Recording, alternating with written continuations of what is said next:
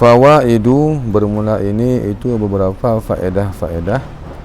Al-ula, bermula faedah yang pertama, ra'au, mengiktikad oleh mereka-mereka ahli hadis akan bermula ada jumlah al-hukmu hingga seterusnya, itu menjadi pada mahal nasab, menjadi maf'ul daripada ra'au. Al-hukmu lil isnadi bis sihhati dunal hukmi ala al-hadisi ka qaulihim isnaduhu sahihun. Ra'au, mengiktikad oleh mereka-mereka ulama hadis akan bermula hukum atas sebuah isnad, lam bermakna ala, dia bermula menghukum atas sebuah isnad. Isnad bermakna sanad, arti sanad ulah an fulan an fulin, itu sanadnya. Dengan apa dihukum? Dengan sah. Jadi ketika para ulama hadis mengatakan bermula ini isnad itu sahih, contohnya. Arti sanadnya an fulan an fulin, itu sanad tersebut sahih. Dan ketika mereka mengklaim itu sahih, itu dunal hukmi alal hadisi, itu bukanlah menghukum di atas hadis dengan sahih. Jadi bukan berarti ketika diucapkan hadis ini isnadnya sahih, ketika dikatakan hadis ini isnadnya sahih, berarti isnadnya berarti maksudnya ialah an fulin, itu yang sahih. Bukan berarti ketika dikatakan isnad hadis ini sahih, itu menunjuki kepada matan hadisnya juga sahih, itu tidak lazim seperti itu. Tidak lazim ketika dikatakan isnad sebuah hadis itu sahih, itu menunjuki kepada matan hadisnya pun sahih, tidak. Jadi tidak berarti ketika dikatakan isnad hadis ini sahih, itu menunjuki bahwa matan hadisnya itu sahih juga. Awil hasani, ataupun bermula menghukum atas isnad dengan hasan, seperti ucapan mereka isnaduhu hasan, itu juga menunjuki bahwa matan hadisnya hasan, tidak.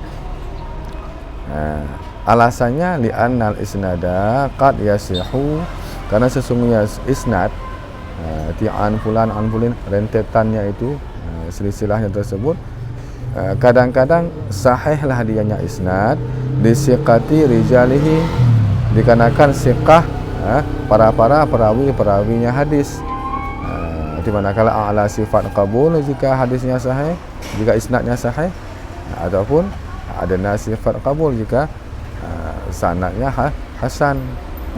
Dan ketika isnadnya sahih ataupun hasan wala yasihu, dan terkadang-kadang tiada sahihlah hadisnya, matan hadisnya, li syududin, dikarenakan ada syad-syad pada hadis tersebut, syad pada matan, syad pada makna, ataupun ada ilat, ada penyakitnya yang membuat matan hadis ini ialah tidak sahih walaupun isnadnya sahih. Jadi tidak lazim ketika isnad hadis itu sahih menunjuki hadisnya juga sahih, matanya juga sahih. Itu faedah yang pertama. Qala Ibnu Silahi ghaira annal musannifal mu'tamada minhum idza qtasara ala qawlihi sahihul isnadi walam yadhkur lahu illatan walam yaqdah fihi fa dhahirul hukmu lahu bi annahu sahihun fi nafsihi li anna adamal illati wal qadihi huwal aslu wa dhahiru. Berkata oleh Ibnu Silah, ghaira, kecuali. Jadi ini semakna istidrak. Jadi di belakang disebutkan pada faedah yang pertama bahawa tidak lazim ketika sahih isnad maka sahih matan. Tidak lazim ketika sahih isnad itu menunjuki kepada sahih matan. Akan tetapi kata Ibnu Silah, sesungguhnya si alladhi yang menyusun ianya alladhi akan yang mu'tamad daripada mereka ahli hadis. Maksudnya sesungguhnya seorang perawi yang menyusun sanad-sanad yang muktamad, matan-matan yang muktamad yang dia kutip daripada para ahli hadis. Si musannif tersebut idza tasara, apabila menyimpan ianya si musannif di atas ucapannya musannif. Maksud menyimpan, dia hanya mengucapkan apa dia ucapkan, sahihul isnad. Bermula ini hadis itu sahih isnad. Dia ikhtisar hanya segitu kata-kata yang dia sampaikan, yang dia tulis. Dia tidak menambahkan kata-kata lain. Dia katakan sahihul isnad. Bermula hadis itu sahih isnad. Walam yadhkur, padahal tiada menyebut ianya si musannif lahu baginya matan hadis akan ilat, dan tiada menjelekkan, mengkadehkan ianya si musannif fihi, padanya matan hadis. Jadi dia tidak menyebutkan ilat ataupun kadeh yang ada pada matan hadis. Dia hanya mengucapkan sahihul isnad. Ini hadis itu sahih isnad. Hanya segitu yang dia ucapkan. Maka di ketika demikian cara penyampaian seorang musannif, seorang perawi hadis, niscaya bermula yang zahir itu menghukum baginya matan dengan sesungguhnya matan itu sahih pada dirinya matan. Jika demikian cara dia menyampaikan sahihul isnad, maka dipastikan bahawa sanadnya sahih, matannya juga sahih. Ada kata demikian cara dia penyampaian sahihul isnad, itu menunjuki bahawa sanad hadisnya sahih, matannya juga sahih, lazim. Jadi lazim sahih kedua-duanya. Alasannya lianna adamal illati wal qadihi huwal aslu. Karena sesungguh ketiadaan ilat dan tiada yang kadeh, tiada yang menjelekkan bagi matan hadis, dianya adam ilat dan kadeh itu asal. Karena asal-asal daripada matan hadis, kalau sanadnya sudah jelas dia sampaikan dengan sanad yang sahih. Tapi matan daripada hadis ketika dia tidak menyampaikan ilat dan kadeh pada matan, itu menunjuki bahawa memang asal daripada matan hadis seperti itu. Karena matan hadis kan datang daripada lisannya Nabi, ataupun daripada riwayat sahabat yang melihat perbuatan Nabi. Itu asalnya. Ya tidak mungkin kata-kata Nabi dan perbuatan Nabi ada ilat dan kadeh. Muncul ilat, muncul kadeh pada matan ketika diriwayatkan hingga sampai ke beberapa generasi, itu munculnya ilat dan kadehnya. Dikarenakan sesungguhnya tiada ilat dan kadeh, dia yang adam itu asal, dan itu yang zahir. Zahirnya kan memang tidak ada ilat, tidak ada kadeh. Jika ada pada zahirnya ilat dan kadeh, maka si musannif pasti menyampaikan. Tapi dia tidak menyampaikan, walam yadhkur, dia hanya mengikhtisar, menyimpan kata-katanya pada sahihul isnad. Hanya itu yang dia sampaikan. Maka menunjuki bahawa sanad sahih, matan juga sahih. Qala al-Iraqi wa kadzalika in iktasara ala qawlihi hasanul isnadi.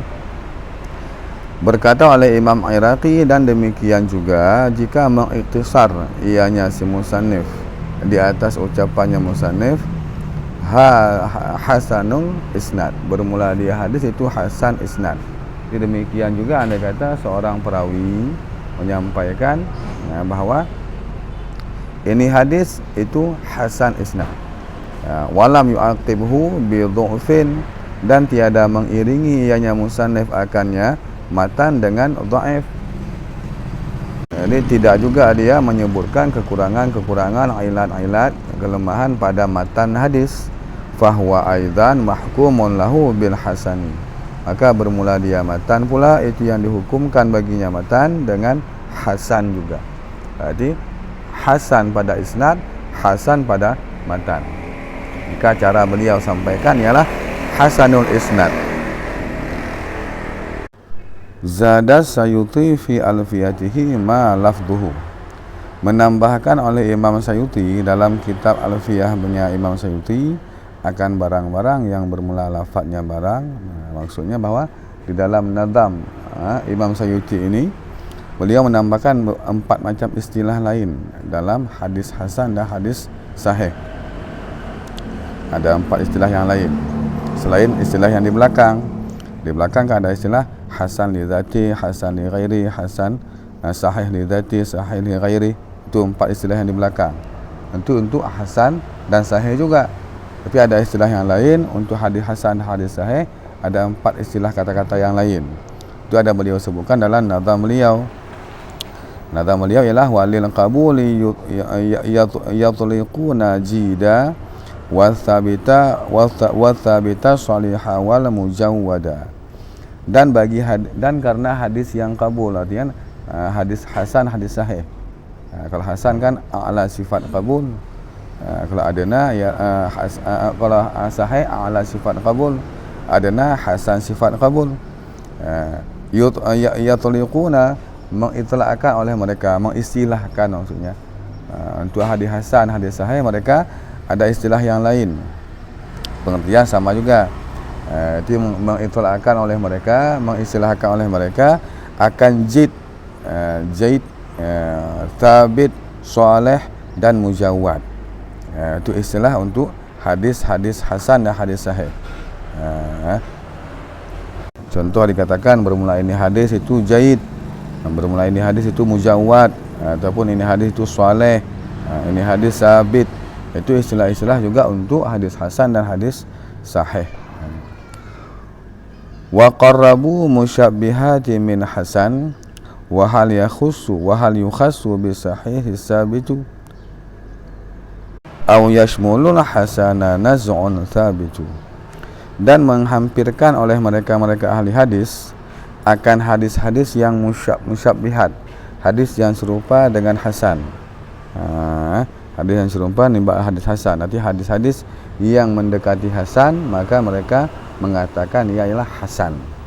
Hasan li ghairi nanti. Maka adakah dikhususkan dengan sahih akan hadis sabit atau istilah sabit? Apakah khusus untuk hadis sahih? Tidak masuk hasan au yashmulu, ataupun mencakup ianya sabit akan hasan juga. Disabit boleh untuk istilah hasan, boleh untuk istilah sahih, ataupun sabit hanya untuk istilah sahih saja. Naz'un sabitu, bermula itu adalah perdebatan yang tetap ya. Itu adalah khilaf pendapat ulama. Sebahagian mengatakan sabit itu khusus istilah untuk hadis sahih. Ada mengatakan sabit boleh untuk sahih istilahnya, boleh juga untuk hasan. Al-thalitsatu as-saniyatu, bermula faedah yang kedua. Ziyadatul rawi sahihi wal hasani maqbulatun. Bermula ziyadah perawi hadis yang sahih dan perawi hadis yang hasan itu maqbulah, itu yang diterimakan. Diandai kata ada perawi-perawi hadis yang menziadahkan lafaz-lafaz ataupun makna-makna daripada matan hadisnya, maka ziyadah yang beliau tambahkan tersebut itu maqbulah, itu diterimakan, tidak dianggapkan dalam hukum hadis. Itu ziyadah daripada perawi hadis sahih ataupun perawi hadis hasan yang dia ziyadah nisbah kepada matan hadis, itu maqbulah. Kenapa maqbulah? Idhiya fil hukmil hadisil mustaqilli. Karena bermula dianya ziyadah itu sabit pada hukum hadis yang terasing. Seolah-olah si perawi ini menggabungkan dua hadis. Yang dia ziyadah itu daripada hadis yang lain yang dia gabungkan kepada matan hadis yang dia riwayatkan. Tapi ini kait ziyadah perawi yang pasti maqbulah, itu anda kata perawinya ialah sahabi, perawi yang sahabi, sahabat Nabi. Sedangkan anda kata perawi hadis sahih dan hasan bukan sahabat Nabi, manakala tabi'in, tabi'in itu khilaf ulama. Tapi jika perawi hadis sahihnya, hadis hasannya ialah sahabat Nabi, itu ittifaq ulama mengatakan ziyadahnya ialah maqbulah. Tapi ziyadah yang selain daripada sahabat Nabi itu yang kuatnya maqbulah, diterima.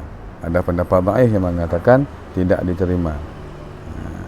Nanti yang kuat maqbulah. Bahkan ma'zam daripada fuqaha, muhaddis, para ulama usul fikih, usuluddin, mereka mengatakan ialah makbulah. Makbulah ziyadah daripada yang bukan sahabi. Yang bukan sahabi. Wa hadza illam tanafi riwayata man lam yazid. Dan bermula ini, inilah artian diterima ziyadah si perawi ini, dianggap dia ialah bahagian daripada hadis, gabungan daripada dua hadis, hadis mustaqil. Itu jika tiada bertentanganlah dia ziyadah akan riwayat siman yang tiada ziyadah yaman. Jadi jangan sampai juga ziyadahnya ini bertentangan dengan hadis yang tidak ada ziyadah. Hadis nanti ada hadis yang sama, beda perawi satu mengatakan seperti ini, perawi yang kedua sama juga yang dia katakan, tapi dia ada ziyadahnya. Dia ziyadahnya itu andai kata bertentangan dengan hadis yang tidak ada ziyadah, maka itu mesti ditarjihkan. Mesti ditarjihkan salah satunya. Contoh yang tidak bertentangan seperti hadis masalah sembahyang jamaah. Salatul jamaah afdalu min salatil fardhi bi khamsi wa ishrina darajah. Itu satu riwayat. Itu riwayat yang tiada ziyadah. Riwayat Ibnu Umar, beliau mengatakan bukan khamsi wa ishrina tapi sab'i wa ishrina, 27. Satu riwayat mengatakan 25. Ibnu Umar mengatakan 27. Arti 27 kan ziyadah ketimbang daripada 25. Itu masih ziyadah yang tidak bertentangan. Karena 27 otomatis 25 ada masuk. Fa in nafat, maka jika bertentangan ia ziyadah dengan hadis yang tiada ziyadah, bi an lazima min qabuliha raddul ukhra, dengan bahwa lazimlah daripada menerimanya si ziyadah oleh menolak yang lain yang tiada ziyadah. Dia andai kata dimakbulkan yang ziyadah, otomatis yang tidak ziyadah diasingkan. Dia bertentangan antara ziyadah dengan tidak ziyadah. Hadis yang ada ziyadah dengan hadis yang tidak ada ziyadah bertentangan. Maka jika bertentangan seperti itu, uhtija, nisya dihajatkan untuk tarjih. Dia mesti dikoreksi lagi antara kedua hadis tersebut, yang ziyadah dengan yang tiada ziyadah. Fa'in kana li ahadihima murajjihun, maka jika diperdapatkan bagi salah satu daripada keduanya hadis yang ada ziyadah dan hadis yang tidak ada ziyadah, akan murajjih, dikarenakan atam tadi, akan murajjih, jadi andai kata ada yang menguatkan salah satu, fal akharu syadun, maka bermula yang lain, yang satunya lagi itu yang syad, maka diambil yang ada murajjih.